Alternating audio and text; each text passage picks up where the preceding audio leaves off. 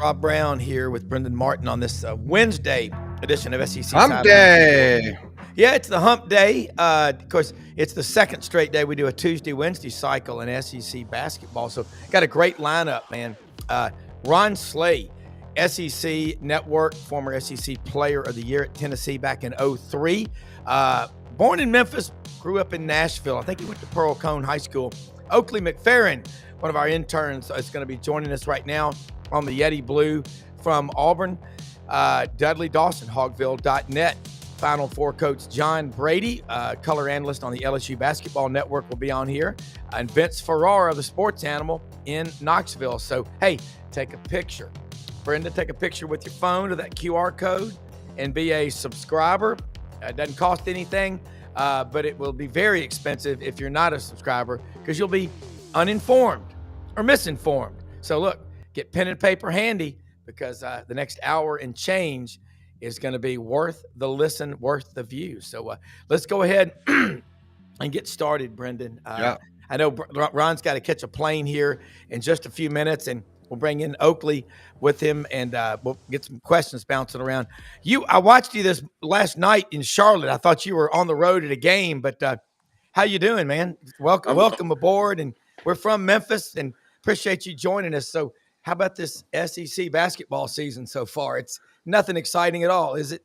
No, man, not at all. I think they could have did way better than this. It could have got some more talent, better coaches, some better games, a whole plethora of things, man. But when you look at it, man, it's a gauntlet.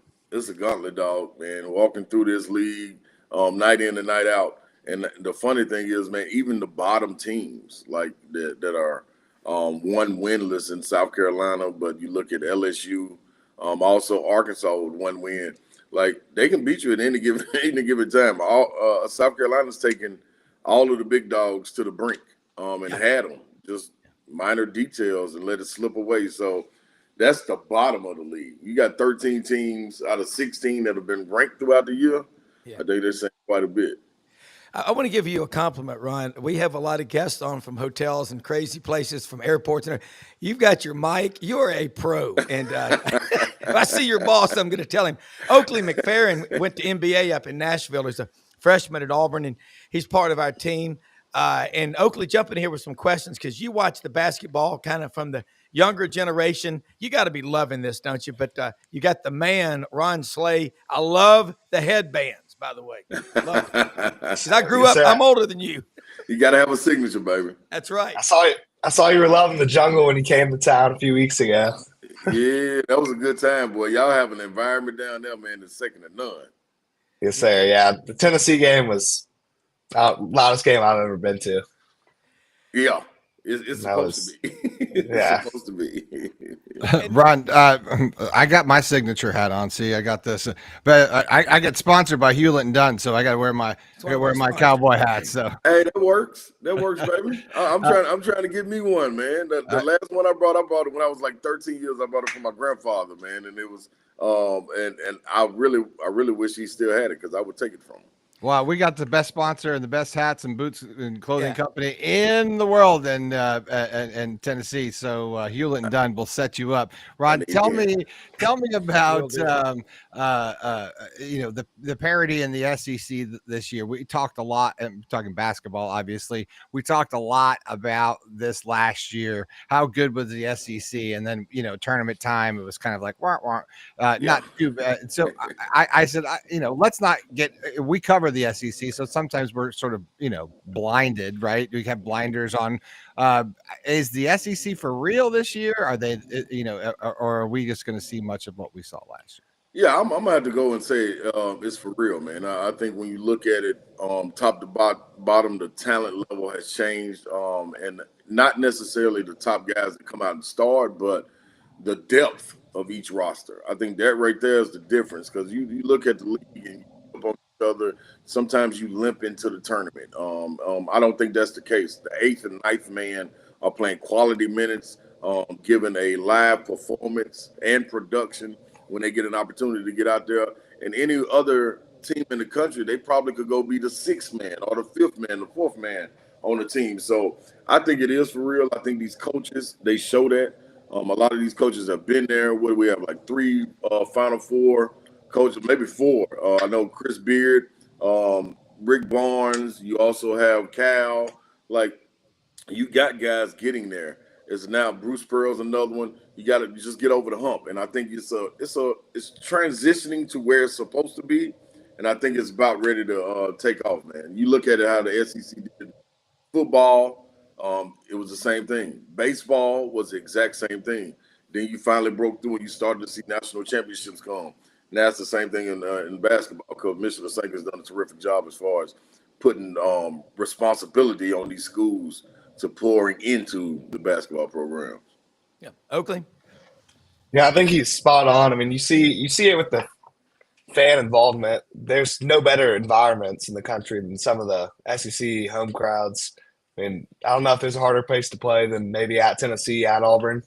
And just the talent, we're starting to get 5 stars in the conference. Yeah. And just like you said, just like with other sports, like how many teams are getting – like when Auburn starts to get a 5-star guard like Todd Pettiford from New Jersey, that kind of opens your eyes. And they get him to come be the 6th man too. Yeah. It kind of opens your eyes to what's really happening in the SEC. Yeah, no question. I think it's a testament to it. You look over the years and, man, we're not only just being a conference and having to thrust ourselves up there, but like what you're talking about with the talent, man, you're in the running for Player of the Year every single year, dating back to when Jabari Smith was at Auburn.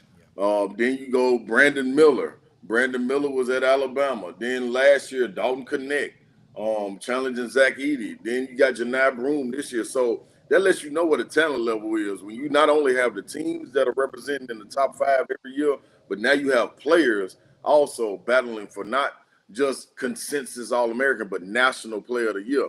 That right there speaks volumes, you know what I'm saying? And then that's not even counting like what you're saying, the freshman crop that's able to come in and get busy and garner recognition. That's a little different with Cooper Flagg. That's a little different. There's no knock to what he's got going on. But when you talk about the value and a guy.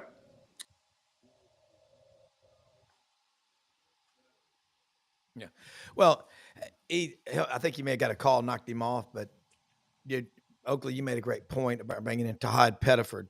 You don't get a guy like that because you're lucky. You get him because he does buy into that culture of coming off the bench. And look around the SEC, the teams that have a lot of talent, they keep them from fighting because there's only one ball, and you look, the guy's got an NIL deal or he's got whatever, but hopefully Ron can jump back on. But Oakley, these crowds, and you talk about the environment at the Jungle, and then you look at the pavilion at Ole Miss and the O-Dome down there at Florida, Brendan.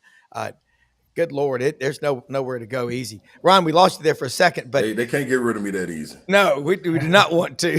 But not that easy. You got a busy schedule. I know you've got young kids. Talk a little, if you can. I think the SEC's gain is the ACC's loss because the kids are starting to stay home. Growing up in Memphis, I mean, we used to skate on ice. We wanted to go to the Mid-South Coliseum to see the Tigers play. I grew up with Larry Finch and John Gunn and James Bradley, some just badass mothers. I'll just say that. Dana Kirk, Gene Bartow. When Cal came, listen, his first 4 years, every day people were like, he just doesn't have it. He'll never get it done. And then he caught on fire. That next 5 years was nothing short of a Billy Graham tent revival for basketball. That's right. But I love what you do. Oakley, you live in Nashville, when you're not at Auburn, but you do a great show on the radio. I love you and Dawn Davenport and that team. Y'all got a lot of energy, but not only do you know a lot about basketball, but you get it with football and everything. So stay with the SEC network. Don't go to the NBA network, please. But, no doubt, man. Listen, I think, man, the essence of what the sport is, even though it's getting muddy, the water's getting a little muddy with NIL and transfer portal and things of that nature. That's where it is, man. And you right there, you get to see and witness kids turn into adults. You know what I'm saying? And watching the high school grassroots program get to college and kind of nurture that right there. And it's nothing more than being a part of that and trying to boost these guys up, these girls up, and letting them know what their platform really is. So And also to Oakley, man. Like I got NBA in my blood a little bit, man. Like that was our rivals. Like I was supposed Yes, to go to sir. NBA. I was there when we came into it with Coach Bowers when he was still there. Okay. My uncle David was over there coaching. I went there, dog. My going into my ninth grade year, getting ready to go into my ninth grade year. And man, I'm out there with Coach Bowers. We doing basketball practice, football practice, then got to go to summer school. And this was the problem. I'm coming from public school, dog, and they gave me this damn book list for the summer reading. Yeah. And to drop them books off, a stack of books, man, I went to Coach Bowers and then was like, hey, man, I don't know what y'all expect me to do with this and go train. No, we got to pick one, man. So, you know what I mean? I wasn't mature enough at 13 years old. I was always younger, too. I graduated at 17. So I wasn't, yeah, I was coming in the ninth grade at 13. I wasn't mature enough to be like, okay, I'm going to read this book, get this. Nah, hell no. I was like, nah, I'm out of here, man. Send me, send me on back, man. But I was that close, man. I had great relationships and still do with Clark Lee. That's how me and him got cool. Will Bartholomew. The list goes on and on, man, for the lineage of coming through NBA. So, and that was before the private public split when we were getting down. Yeah. So it was some real battles going on, man. Yeah. So yeah, we still play each other every year in football. Yes, sir. Yep. Uh-huh. Ron, talk to me about what's going on with the Florida Gators. Obviously, we covered the Florida Gators here. I live here in Gainesville, Ocala area in Florida. We have Gator Bait magazine, which we've been around 45 years and covering Gator sports.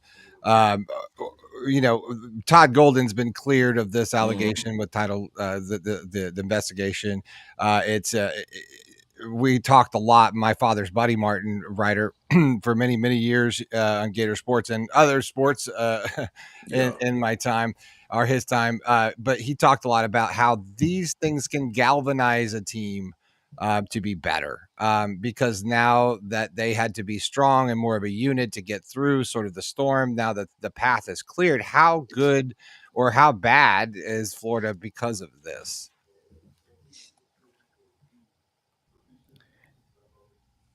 Yeah. Sorry. I was just saying how good or how bad is this something like this with Florida, you know, with Todd Golden being cleared of his allegation? Is this galvanize this team? Does it make Florida better?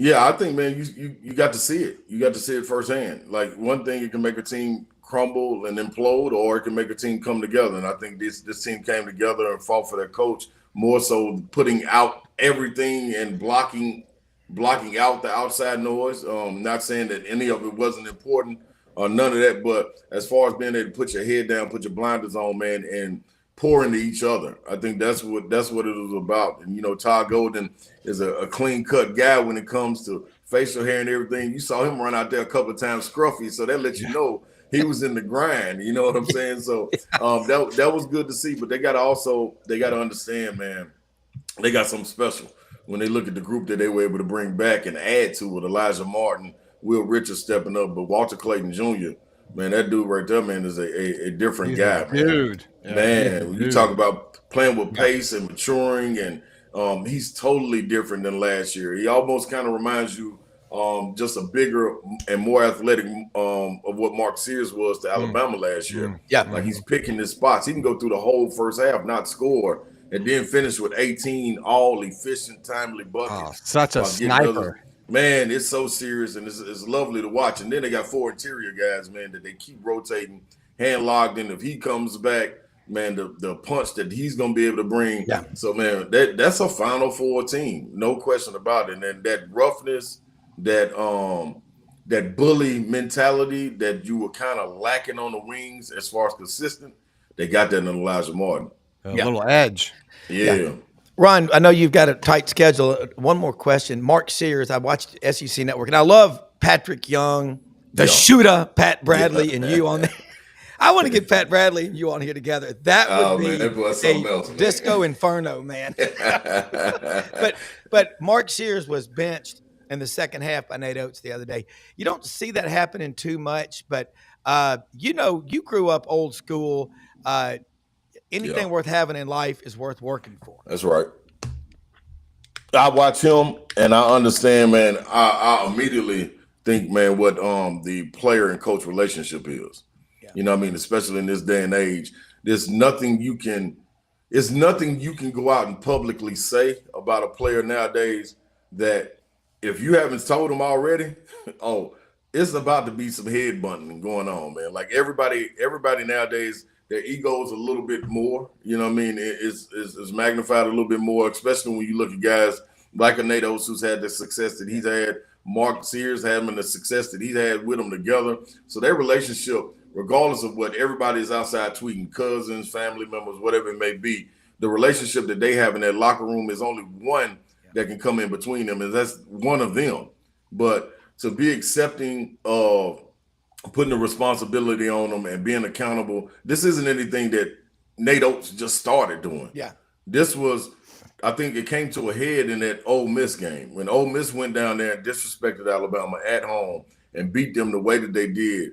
I think right then the line was drawn. Like, I'm not going to accept this. The narrative is not going to be Alabama don't play defense. We just like to score a lot of points. And that's starting from the first man all the way to the 15th man, regardless of who it is. Everybody's held accountable. You saw it in the South Carolina game. He did a platoon sub and got everybody out there, met his guys at half court. Coming out of halftime because of the details wasn't met. That's how you get over the hump. That's how they tasted what it's like to get to the Final Four. Now they want to go get the whole pie. In order to do that, you got to pay attention to all the small things and be able to do it and hold not only the last guy, but your leader accountable. And if you can do that, and I think a lot of people look at him and was like, man, yeah, but he put Cliff Amori back in the game, this, that, and the other. Well, you don't know what Cliff might have said back behind the scenes. Like when he got on the guys, maybe Cliff didn't say anything. Maybe Mark Sears tried to, get his point across. Like, Coach, I was doing this. And me as a coach at that time, we trying to win the game. All right, I ain't even really got time to talk to you. You just sit right here then until you understand what we got going on. Yeah. I do think, man, with him being a veteran, his response to this is going to be phenomenal, in my opinion. I expect him to come out blazing for the next 3 or 4 games. Like the SEC will be put on notice, and he'll creep back up into that SEC Player of the Year conversation. Not saying he was ever out of it, but this right here, it ought to light a fire in his belly, man. And the next 4 opponents ought to be in trouble, especially with this stretch that they got coming up. Yeah, he's from Muscle Shoals, home of the Swampers. That's where Skinner did all the recording, by the way. But Ron, look, I respect your time, and I want to keep you on schedule. No doubt. Will you come back on with us again soon? Because this was man, fantastic. we can knock it out, man. We can get it in, dog. No problem. All right, Thanks, Oakley, Ron. thank you. This is good stuff. Look, how do people follow you and have a safe flight? Man, go to The Ron Slay 35 on The Ron Slay on Instagram, Twitter. Follow me. 1045 The Zone, 3 to 6 every day, Monday through Friday. And then the SEC Network, man. You can lock in with me, go on the sleigh ride, get in the boom room, get all these Sleigh things. ride. I love it. Ah, man.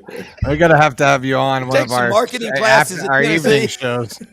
Hey, man, listen. I come from Nashville, dog. We ain't bashful. So Perfect. I just retweeted and tagged you in it. So thanks so much for going on. Appreciate it. No doubt, man. Have a safe flight, man. We appreciate I it. appreciate Thank y'all. you.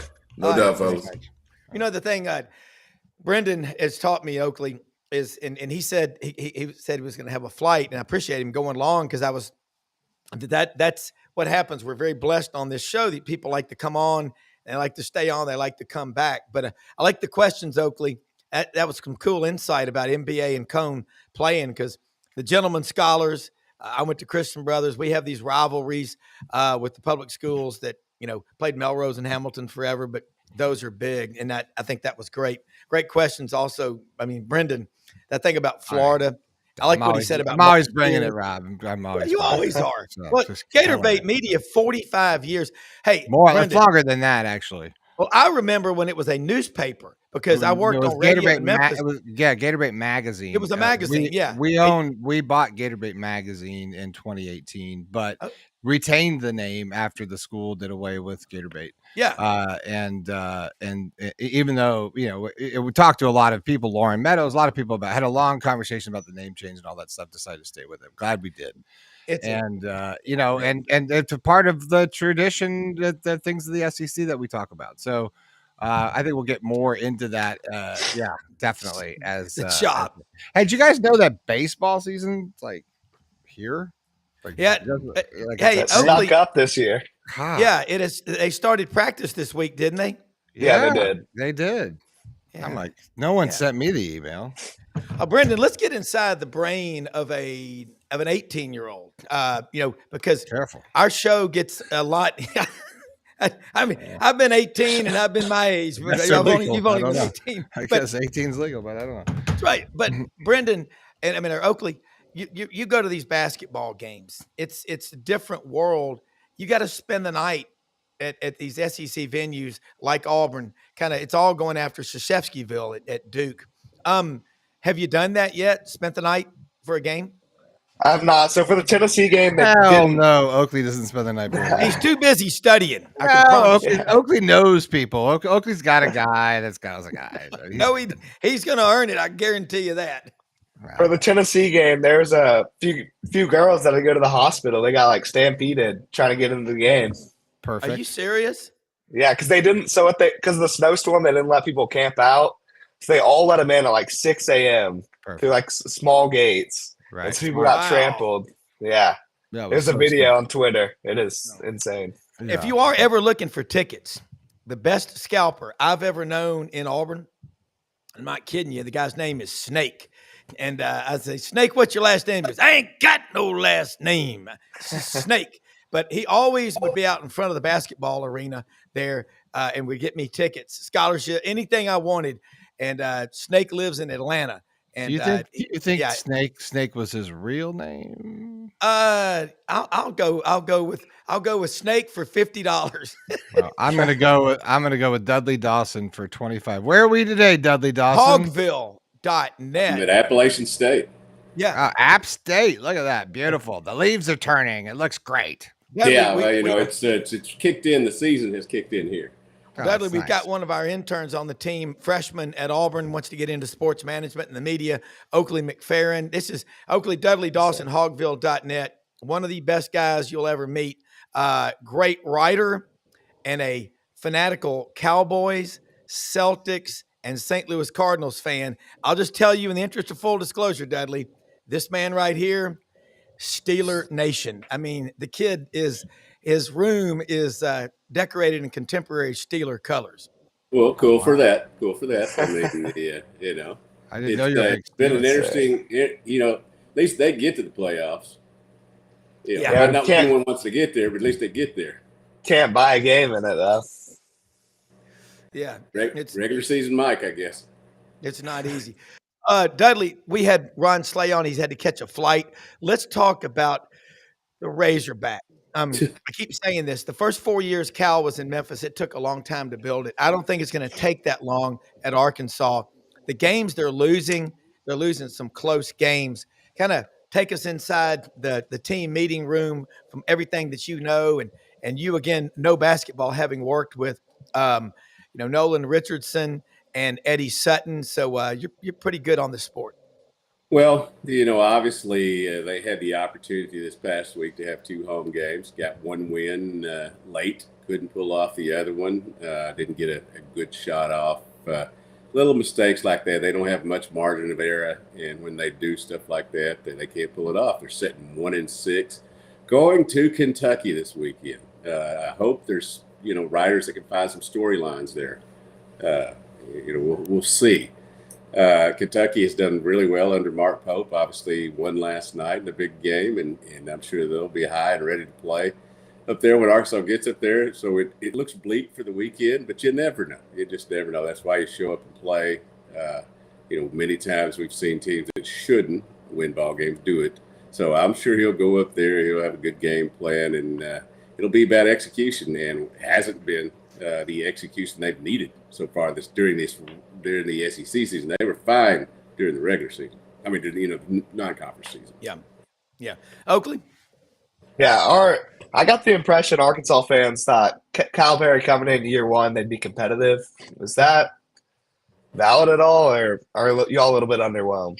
Well, they heard, Cal was coming in. They heard that Johnny Tyson and others were filling the NIL coffers. So it was just going to be, perfect. They're just going to win right away. In no way did anybody think that it would be this bad getting off to a conference season. But you got one of these leagues now where there are no bad teams except maybe South Carolina and Arkansas, who are resting down at the bottom. And you've got, as I said, they don't have much margin for error. I've said all year on this show that I think they have too many Chiefs and not enough Indians. I think they look for the first shot, not the best shot. And I think that you have a situation. They lost their best player, one of their best players, Boogie Fland, and they came together pretty well after that ball game. Played pretty well against Oklahoma. Oklahoma's not that good either, obviously. But it's just you don't lose this many games at home in Arkansas. That's never been a deal. Yeah. It's uncharted territory for them. And me, who covers baseball on a regular basis, is fielding a lot of questions about that all of a sudden. As they get ready to start in a few weeks. I can remember in years past at Auburn when we skipped through basketball. It was like we went straight to spring practice. It was Don't do that now, do you? No. And I think Oakley is a student. Your generation, like I tell people, and Dudley and I both. I have 4. You have 4 kids. I always tell people is those are my kids, so they're going to be like me. You go to a game, you stay the full 40, you stay the full 60, don't you? You don't just kind of drop by for a quick drive by, do you? And so I'm giving it a full-time commitment if I'm going to the game. Yesterday, or to the Tennessee game, I had the 101-degree fever and stayed the whole game. So that one. I'm married to my high school sweetheart. We got together late in life. My first wife passed away from breast cancer, but I have a story about that. When we were dating, we went to a Dodgers St. Louis Cardinal game at Chavez Ravine. Dodgers were up 8-2. She talked me into leaving.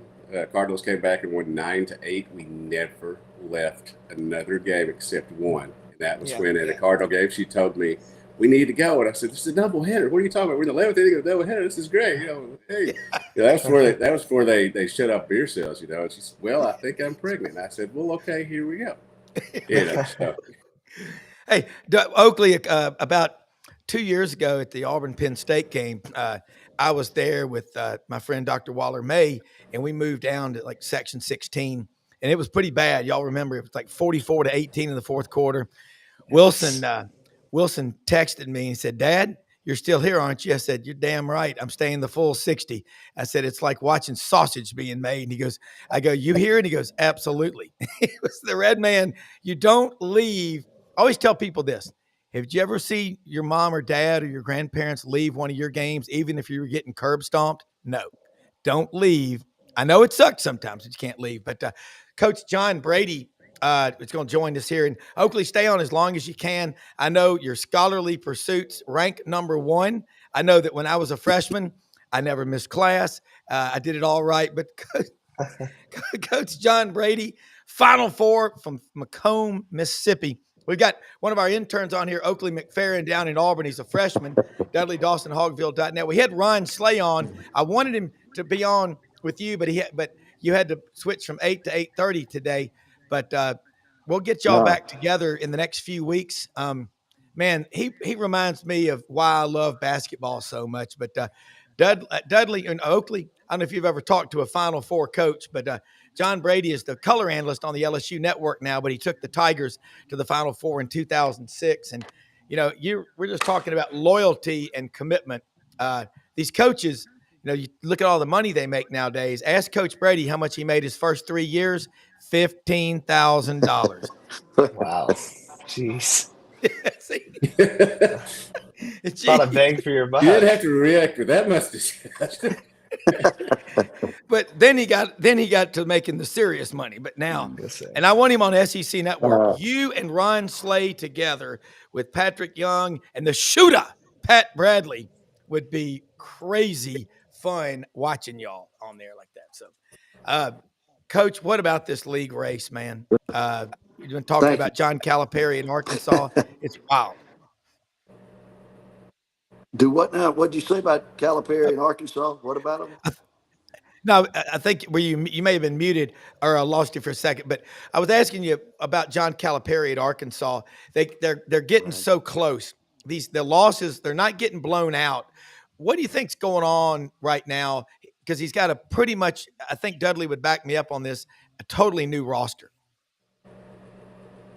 Well, I think that's the most difficult thing now in coaching is you bring in 7 or 8 or 9 new players and try to mesh them into a team that functions. And you can grade a player on his talent level and the points he produces and all of those kinds of things, but the camaraderie and the chemistry that's developed when they practice and on the floor is the key to having a championship team. The best teams I ever had probably got along better than the other teams that I coached. And I don't know the inner workings of the Arkansas team, but in terms of watching them play, they don't seem to play as a connected group like some teams that you see, particularly an Auburn team. Alabama at times is mostly like that. They weren't connected against us the other day, though. Sears set out the whole second half. And I don't know what happened there either, but certainly, I watched Kentucky last night. I mean, they made baskets, but I thought Tennessee played well. I haven't seen that out of the Arkansas team. The flow, the connectedness, the care and concern, the camaraderie that championship teams possess. And so we'll see how it goes. But like anything else, though, you need some success to keep the players hopeful, confident, and hopefully they can get a couple of wins. I think they gave one away. They beat Georgia. They came back and lost at home. So, that was a tough one for them to lose. But hopefully they can win a couple. And, I'm not one that's down on John Calipari. I don't know. People are a little bit. Like somebody says the game's passing by. I don't think the game passes anyone by. I just think he's had too much success to just sweep it under the rug because this year isn't going the way he would like, his players would like, or especially those Razorback fans. Coach, one of the biggest things I'm seeing is they take the first shot, not the best shot. I mean, you've got a lot of high school stars, and I know you in your success had to deal with a lot of, egos and them working together. Like you said, that cohesiveness not there. And it just, having coming from the Eddie Sutton coaching tree, it just drives me nuts when I see the first shot going up just because it's there. Well, I agree with that, and it goes back to a team that understands and has a concern about each other, understands what a good shot is, what a bad shot is, who's supposed to take the shot, who your best players are, and give that up for the betterment of the team, regardless of what you think. I think trust and respect are two cornerstones of any successful operation, whether it's a friendship, a marriage, a relationship, players and coaches. I think if the cornerstone isn't trust and respect, you have a hard time ever getting it where it needs to be really successful. So maybe that's something that a characteristic of this Arkansas team. I don't think there's a lot of trust with the players, with each other, and respect one another, or the coaching staff. Maybe it has something to do with it. But I think those intangibles of trust and respect on a really championship team has to be your base to operate off of in order to do something significant. Yeah. Coach, looking at this race right now, 1 through 16, even South Carolina and Arkansas, who are down at the bottom in the standings, they're good teams. I mean, they're not getting blown out by 20 and 30 every night. The longer you lose, is it kind of you start every time something goes wrong? Is it harder to snap back and say we got this versus here we go again? I mean, you don't want that. It's cancerous, isn't it? Well, I think as a coach, you have to know your team, engage where it is and what you need to do in terms to get them to play better. We go to Alabama and we play pretty well. I don't think Alabama played great. Sears had a terrible game. I still think LSU played well and also had an opportunity to win the game. So I think there's even though winning is what we're about, even though LSU lost the game and where they are with only one SEC win, I think there were some positives to pull out of that game to give them a plan, a road to how they could have won the game and give them some hope. I'm glad McMahon didn't beat the team up. I think they're beyond that right there. I don't think that needs to be what they need to do. But certainly I think the positives we displayed against a really good Alabama team on their home floor is something we can carry over into this game with Auburn tonight, because that's going to be a real challenge. Yeah, it definitely. Janai Broome, there or not, it's a road game in the SEC, and Dudley, you lose one at home, you got to win 2 on the road to make up for it, don't you? Yeah, and Arkansas has lost 4 at home now, and that's just that was a season worth, back in the heyday or whatever. They, as you said, you got to get some confidence, and it's low right now. Like they had the opportunity there Saturday to get that win. That might have sprung them up a little bit. 2-5 may not be the greatest record, but it's better than 1-6. And here they go into, as I said, got an off week, and at the end of the off week, it's at Kentucky. So that's not your promising end there, but we'll see how they play. Coach, the question of the day is, for a 30 rack of Ham's beer and a steamer pack of Crystals, what's that background behind Dudley? If you can name it, that's your prize. My background behind Dudley? Yeah, on the screen. Can you see him? What is that? I don't know what that is. Appalachian State football stadium, I think, isn't it? Baseball. Yeah. Oh, okay. Well, yeah, I couldn't see the field, but yeah, I don't know the purpose of that, but congratulations. Yeah. He a lot of times he has Pebble Beach in the background. I'm working on a backup computer today, and there's not that many shots available to put behind there. So a lot of times he comes in from Pebble Beach background, which is beautiful, and then the Boston Mountains up there in northwest Arkansas. Coach, you've been at Samford, Arkansas State. Arkansas State's having a pretty good year. They came in and just stomped Memphis at the FedEx Forum. What is, with basketball, you have 13 on scholarship. Most teams carry about 10 on average. When you bring in the 6 guys, the core of your Final Four team, all those kids were from the Baton Rouge, Napoleonville, the area right around Baton Rouge, Denham Springs, places like that. It's when you bring kids in from across the country and they aren't getting enough touches in football or plays in basketball, is it easier for them to quit versus the local guys that if they go home and quit the rest of their lives, they're going to go, didn't you go to LSU and quit?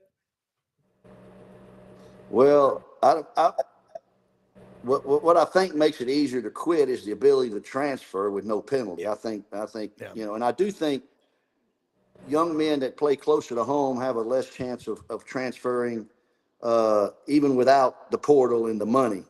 But certainly I think coupled with somebody being away from home, that link that you're talking about, 4, 5, 6 states across the country or whatever, then you pay him money, and then he's allowed to transfer with no penalty.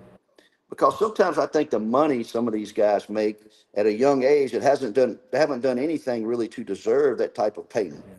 I go back to Michael Jordan. You ever seen him sit on Oprah Winfrey? And he says, Charles Barkley sitting there with him, and he says, in my era, Larry Bird, myself, Charles Barkley, he named a couple other guys, we earned the right to have corporations come to us by what we accomplished. We earned that by what we did. He said, in today's world, they're getting money when they hadn't earned it or established themselves to be worthy of it. And he thinks that creates a bad work ethic. I think I'm along those lines more so than the other way. So if you're paying a young man about $300,000 or $400,000 or $500,000, and he's never done anything to earn it or deserve it by what he hasn't accomplished yet, then when the coach comes down on him for criticizing his play or challenging him in some way, he said, well, that can't be my fault. It's got to be somebody else's fault. So he doesn't look at himself first. And if you don't look at yourself first, how do you ever get better? So I think it in the transfer portal, I think all of that plays into effect of guys leaving. We were fortunate on that Final Four team. Our top 4 players, 4 of them from Baton Rouge, 1 from St. Martinville, and 1 from Denham Springs, within 40 miles of LSU. Wow. So that made a difference too. Yeah. You know, they loved LSU. They loved Louisiana. It was coming off the heels of Katrina when it had devastation in Yeah. New Orleans. And we were able to use that as a unifying factor for us to play well and show Louisiana, to give them something to hang their hats on and be proud of Yeah. again. So, you know, but I think the transfer portal and the money you're paying overrides how far away they are. But I think you make a good point. And that's part of guys leaving now like they Yeah. are. Dudley. Rob, there's another thing that's working with Arkansas here. They have no Arkansas players on their team.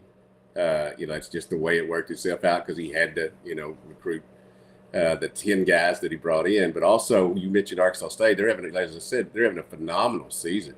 And part of their core rotation is Joseph Pinion and Darian Ford, two players that were here from Arkansas. They left, obviously, before Coach Cal got here, but those two guys having success, and especially Arkansas not being a great outside shooting team, and Joseph Pinion knocking down threes left and right, it fuels into the frustration. There's nothing that Coach Cal can do about that. Like I said, they would already go before he's here, but stuff like that plays into a frustration of a fan base, whether it's right or accurate or not. Yeah. No, I see your point. Let me say that. Plus, in Jonesboro, they've woke up some of those rice farmers. They got that sneaky money down there. And their NIL's a lot better. I had no NIL when I was there, but they got some NIL flowing. Yeah, I grew up 30 miles from Jonesboro and went to more Arkansas State games than I did Arkansas growing up, obviously. And Don Scaife and all those guys over there, it was a great thing. I'm glad to see them having success. There are a lot of people in this state who pick a side, but especially when you're supposed to be an objective sports writer, you don't pick a side. You like everybody to do well. Yeah. But speaking of sports writers, Coach, and Vince Ferrara from the Sports Animal in Knoxville is with us right now. And I was texting Vince.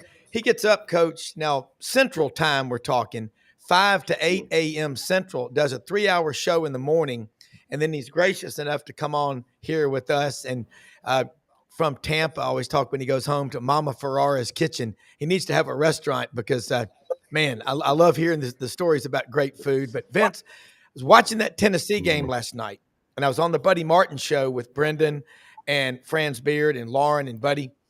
Another close loss for Tennessee. Kind of break it down what you see happening, because I know you do stats and you're part of the Vol Network. And, Coach Brady is the color analyst on the LSU Tiger Network, which is a great network, which I've grown up listening to on WWL 870. King Edward Cigar Time is 8:44 a.m. Central if you're crossing the Lake Pontchartrain Causeway. Yeah, I spent time in Cajun country in New Orleans. That was my first radio job. So certainly aware of Coach Brady. Good to be on with all of you guys. And yeah, last night it was tough for Tennessee. We normally do not see Tennessee have a bad performance or even a loss of any form after a loss. They're really good under Rick Barnes at bouncing back from losses, which they took at Auburn on Saturday, 53-51. And then Tennessee just did not have the same level of energy defensively that Rick Barnes is accustomed to seeing. They're as good a defensive team statistically as there is in the country. And then Kentucky made early threes, and then they made early second half threes, and they were really efficient. 12 of 24 from beyond the three-point line for the Wildcats. Rick Barnes said that wasn't even what hurt us. It was backdoor cuts and turnovers here and there, and just giving up drives from time to time. It wasn't a lot of any of those things. Only had 5 turnovers in the game, but they were timely and costly for Tennessee. And Tennessee shot the second most threes attempts in a single game in Tennessee basketball history.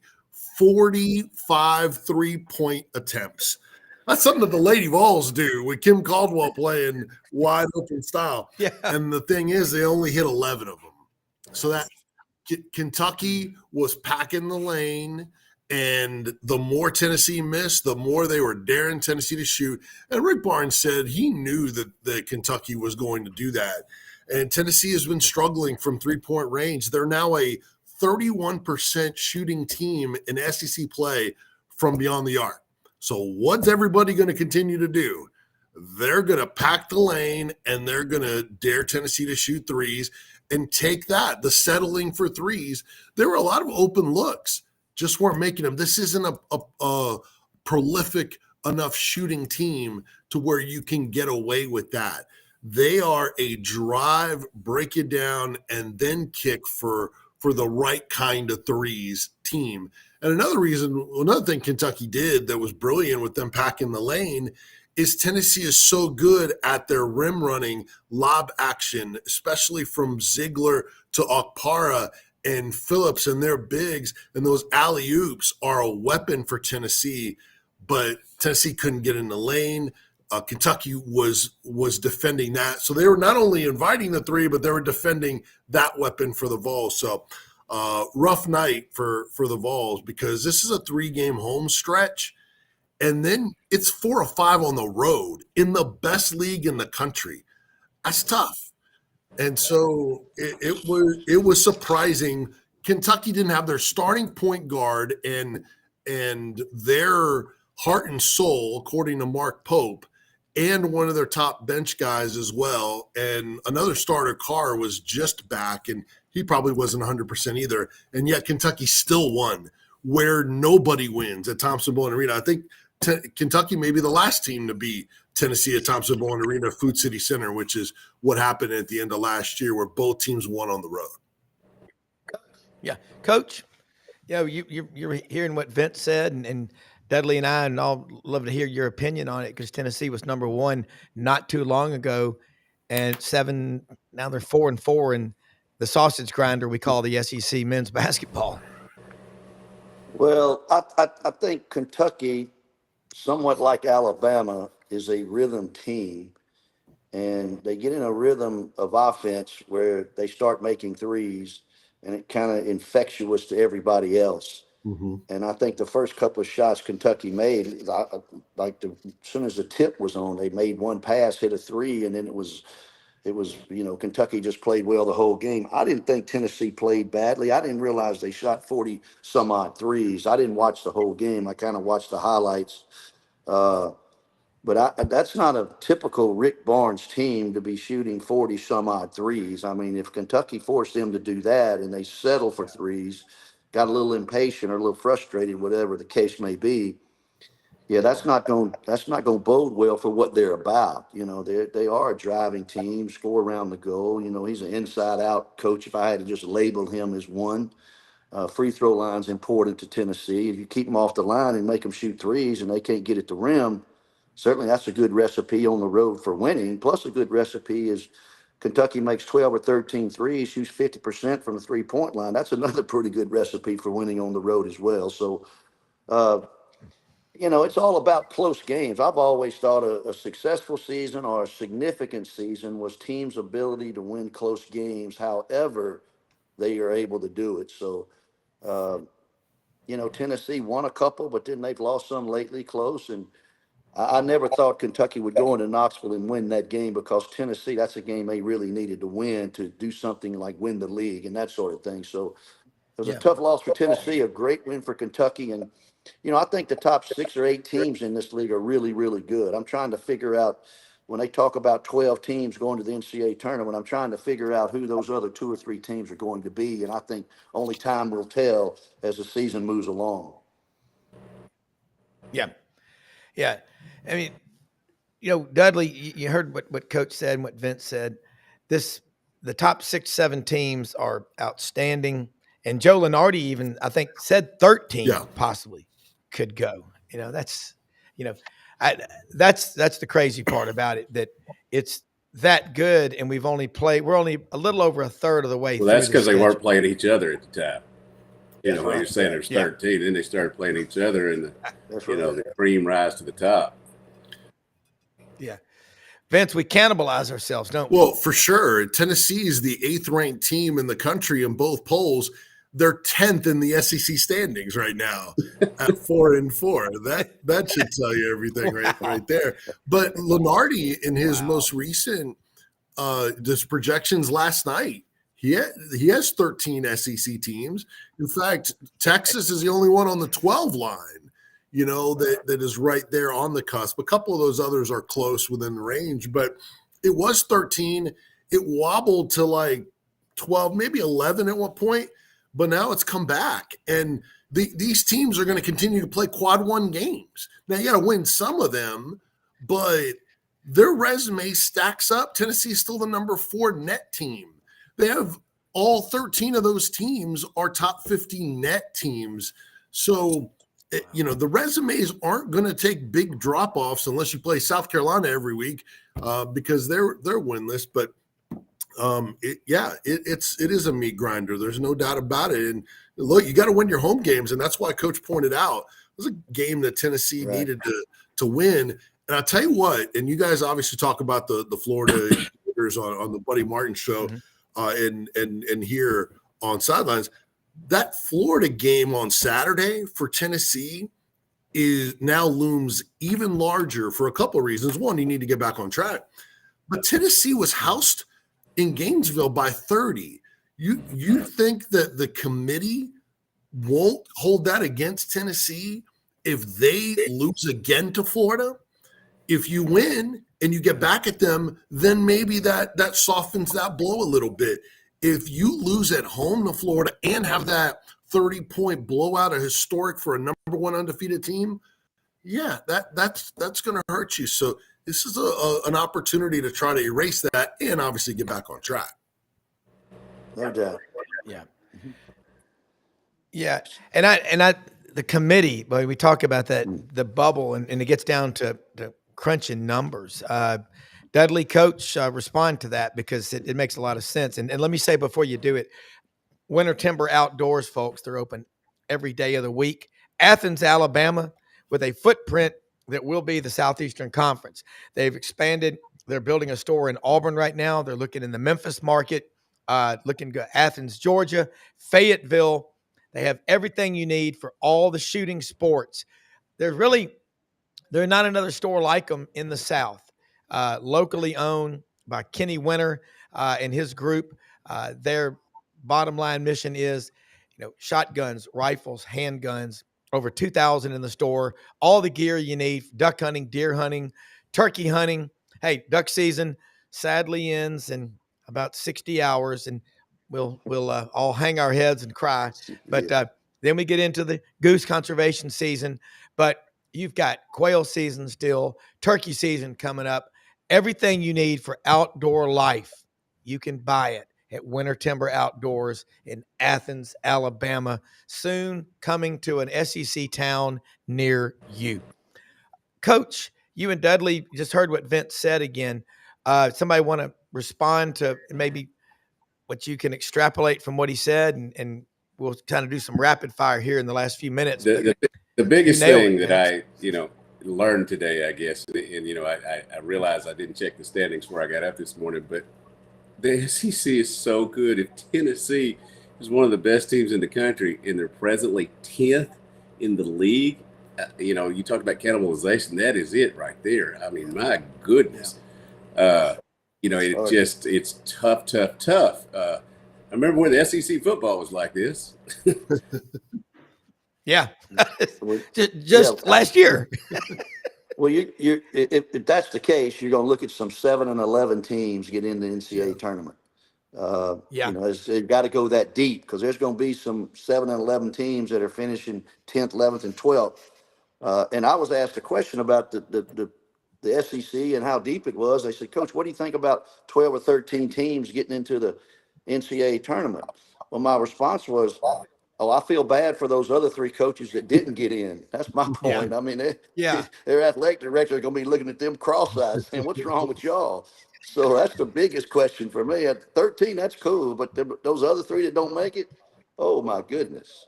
Could be tough. Well, somebody needs to get that guy. I felt like the weatherman, the Squatch. I've got the sign that says this property protected by Sasquatch. Could you imagine him as the inside presence on the court?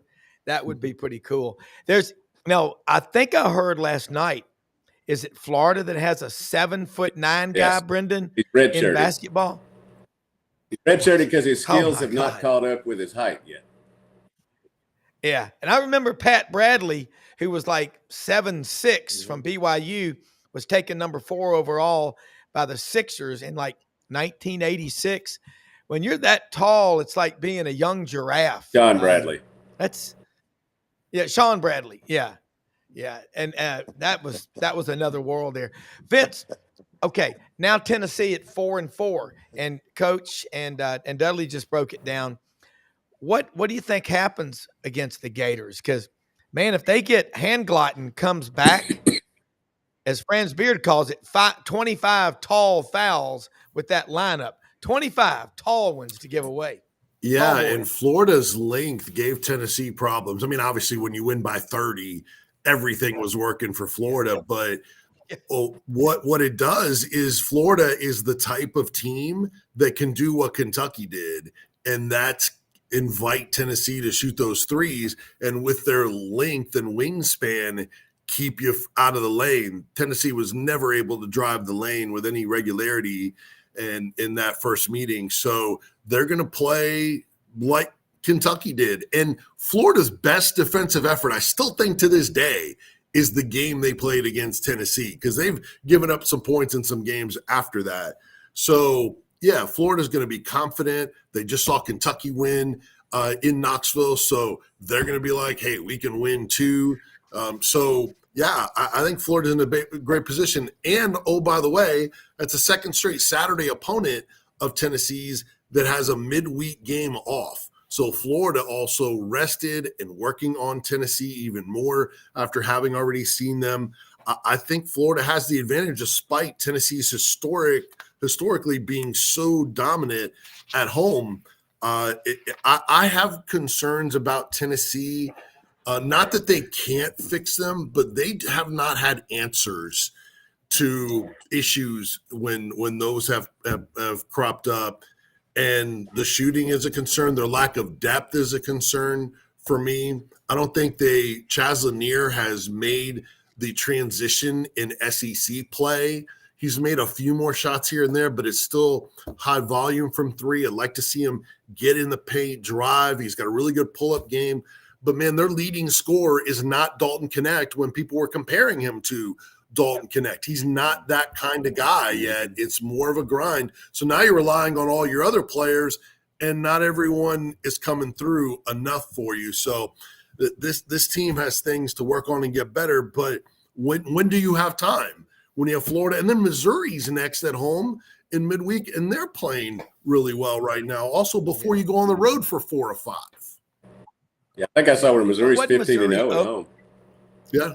Well, no, it'll be in Knoxville next week.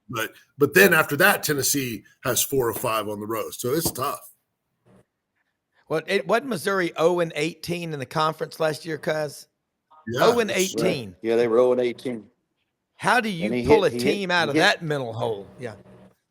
Well, you got to compliment the coach. I mean, he pulled in some guys off the portal that were really good, and they've meshed together. And I think the coaches that can put together a team in a shorter period of time now are the ones that are going to be the most successful. You know, we used to have guys coming back. You could watch your team grow and build and recruit to different parts. But now, if you get a wholesale squad of 8 new guys, and you can get them to play together at the level they need to be successful in this crazy league, you've done a heck of a job as a coach. So, and I'm going to go back to Tennessee. You know, it's confusing to me. Of all my years of coaching, a number 1 team in the country gets just manhandled by 30 some odd points. I don't know. I don't know if there's something fundamentally not right with Tennessee from time to time, but the ups and downs of their play and the inconsistencies of it,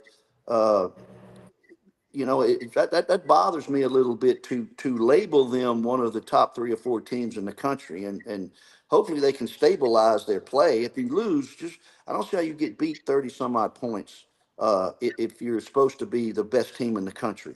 I don't know many number 1 teams who have gotten beaten in that fashion. So, but like you say, you know, Tennessee's got some tough, important games coming up, and we'll see how they correct themselves over the next 2 or 3 games. Missouri has, I think one of Missouri's successes, and Coach Brady mentioned it, but role player doesn't mean you suck. It's got a negative connotation at times. Role player means you fit into the puzzle the way it's supposed to be. And there are so many great role players out there who might not get the headlines, but they're what makes that team go. Vince, I agree. think They're tough. Tennessee, They play hard. yeah, and Tennessee having to play Florida again Saturday, and then Missouri. This is a team that I think going down the stretch will catch a hot streak, because the games that they're losing, other than Florida, have been really close. How many scholarship players does Tennessee have right now? 8? Only 9. God. Yeah. And the 9th really plays 1 to 4 minutes. A freshman guard, they're only signing from this class. I wish they would have played him earlier. He was a little bit banged up with the shoulder, but Rick Barnes doesn't always trust his freshmen and his guards to where he kind of waits on them. And then, then you're forced into action, whether it's foul trouble or injuries or whatever. So because he hasn't played a ton, he's not as effective now against, high level of competition in Bishop Boswell, but they need more from their bench. There's no doubt about it. Yeah, it's just tough. I mean, and all of y'all have made so many great points about this. Here's Tennessee at 4-4, ranked 8th in the country, but 10th in the SEC, and just keeping those guys together. I like what Coach said. If you get 8 guys, totally new roster, how you keep everybody, you get them, if you get them to play, if they care about each other, that's a fun locker room. Well, winning makes it fun. Well, and Jay Billis pointed out. Yeah, go ahead. Sorry, go ahead, Coach.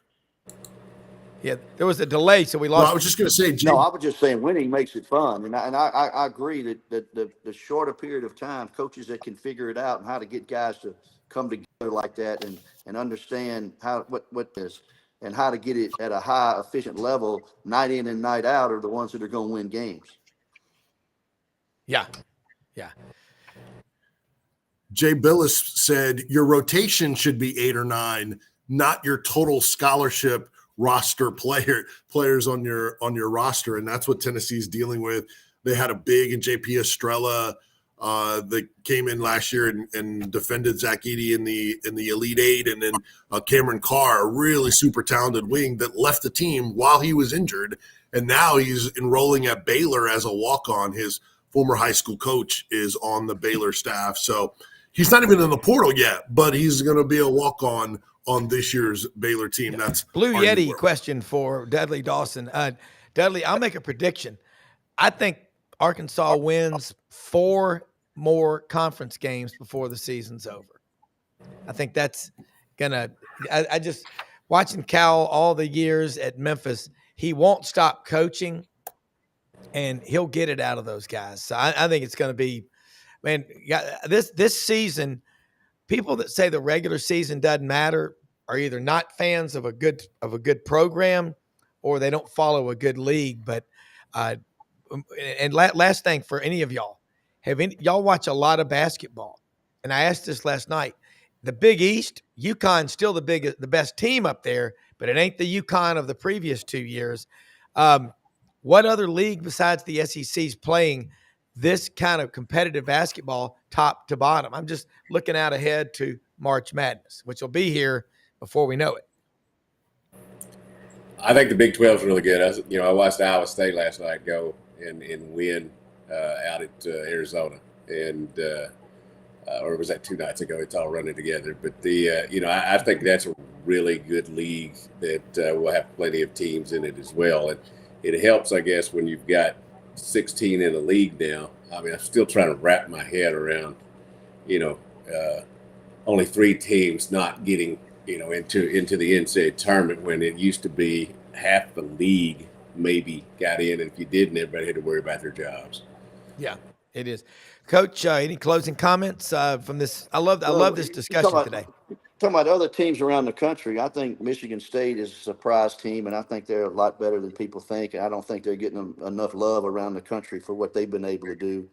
And I'm glad Izzo is one of the, old school guys that are still coaching it like you're supposed to. Yeah. He and Kelvin Sampson, and they seem to be successful, still doing it like they've done it for a long time. They may have changed and tweaked some things in their approach from a challenging players, not make it personal. mistakes I've made from time to time, but certainly I think Izzo's done a great job with that team, and he wasn't given a lot of credit early about how good they were going to be, but I think they're a team that's a sleeper out there and may, at the end of the day, go deep into the tournament. Yeah. I love Tom Izzo as a coach. Always have. Vince? Yeah, I agree. He's Italian, so Yeah, I'm right. a little biased towards Coach Izzo too. So I would say, in terms of a conference, I agree with Dudley. I would go Big 12. They have 5 of the top 14 in the net rankings right now, and then after that, Big 10, because maybe they don't have someone you view as a national championship type of team, but the ones that are at or near the top of the standings, including, as Coach mentioned, Michigan State, Purdue, Illinois, there's some good depth there, but I would give the Big 12 overall an edge. Great stuff today, man. Love the insight. Let's do it again next week. I'll go back and watch all these shows, and I do take a lot of notes, but it's hard to beat this anywhere, man. So all of y'all, follow him, Dudley Dawson, Hogville.net, Coach John Brady with the LSU Basketball Network, Vince Farrar, the sports animal in Knoxville. Put those apps on your phone. You'll be a lot smarter for it, man. Thank y'all for your time this morning. All right. Let's say something real quick about sponsors like Landers Ford, Memphis.com. They're open Monday through Saturday, 7 a.m., 7 p.m. Service department opens up at 7 a.m. If you got to have your vehicle serviced, they'll pick you up and provide transportation. There are lots of opportunities right now to save big. Look at this on the Expedition. Save up to $14,000 off MSRP. F-150, 2024 F-150 Lightning Lariat, $10,500 off MSRP. Mustang Mach-E Premium up to $5,000. F-250 Super Duty up to $5,500 off MSRP. 2025 Savings Overdrive. The Ford Power Promise, all part of the experience. Landers Ford, all over the Mid-South, and they will deliver anywhere. And tell them you heard about them on the SEC sidelines. They'll take $500 off. It's the number one Ford dealership in the Mid-South. Ain't because they're lucky. It's because they're good and they're exceptional in service and the follow-up commitment. Located at Poplar and Houston Levy, they're open again every day except Sunday. If you didn't buy your last vehicle from Landers, probably paid too much. Hewlett and Dunn Boot and Clothing Company. When you go in there, the first thing you'll notice is, wow, they've got a lot of stuff. Great looking clothes. They've got a boot room. They got a live concert coming up here soon, live from the boot room that they'll be doing. They do great, country themed music in there. They have road sodas in there for you while you're shopping. Charles Hall, J.M. Huffman, Raven Carpenter, Laura, Charles's wife, Squidward, the whole team, Lydia, they're all out there. You walk in, hey, I'm looking for something for Valentine's for my wife or my girlfriend, or want to get a birthday present for one of my kids or a friend or my boss. They got it all out there. Their website has been updated. Filson, Barber, STS, Old South, Devil Dog Jeans, Duckhead, Schaefer, Pendleton, all that good-looking stuff you see them wearing on Yellowstone. You can buy all those clothes at HewlettandDunn.com. Large selection of products and fast shipping. Great-looking hats. Got to get Brendan another cowboy hat here soon. They've got every size. And also, if you've got boots and you need them fixed up, they've got a couple of boot ears that will get them looking better than they were probably when you took them out of the box after 5 minutes. They can restore boots, new soles, leather, shine. We'll bring them back to life. Look, all of our sponsors, all of them, QR codes up here during the show.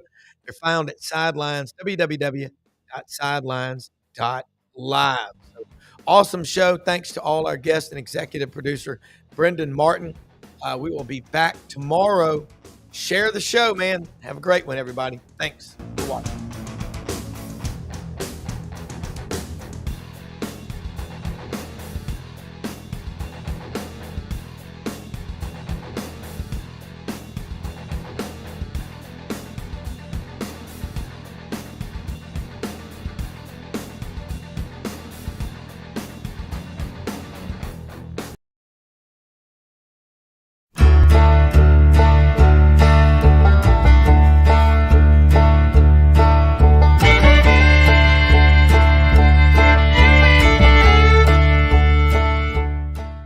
In a perfect world, you'd set a health goal and results would happen overnight. In this world, the real world, it takes time, dedication, and the right support to achieve your best self. The Vitamin Shop's health enthusiasts are here to make sure you're not wasting a single moment on the wrong supplements. From the highest quality sports nutrition and superfoods to the most sought after trends, you'll find a huge variety of science-backed solutions for every goal. And the people to help guide you along the path to greatness. Unbelievably, every 2 minutes in our communities, a child is either bought or sold for sex. I am Ari Dickey, board member for the Nashville Anti-Human Trafficking Coalition. Join me and millions of others in our fight against human trafficking and for its victims by helping to educate the most vulnerable among us, our middle and high school students. Go to nhtcoalition.org, become a partner, and help keep our families safe, because none of God's children are for sale.